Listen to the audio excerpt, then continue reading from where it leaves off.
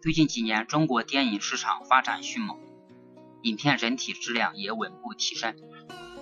5月19日，天王黎明导演的电影《抢红》上映，网评超越《大闹天竺》，成为年度第一烂片。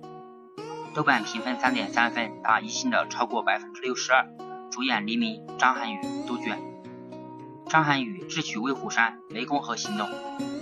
黎明本就是4大天王之一。杜鹃从你的全世界路过，中国合伙人。按理说这3位演的话，至少也不会差到哪里去。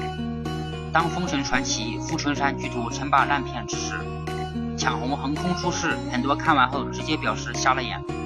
电影的每个镜头都能透露出同一个消息，就是整个剧组陪着导演在玩。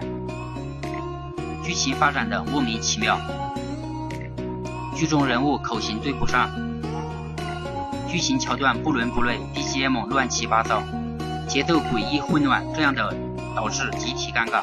从海报中看，本以为主演是张涵予，可是剧中出现最多的镜头戏是天王黎明，张涵予的硬汉形象也在这部剧中灰飞烟灭。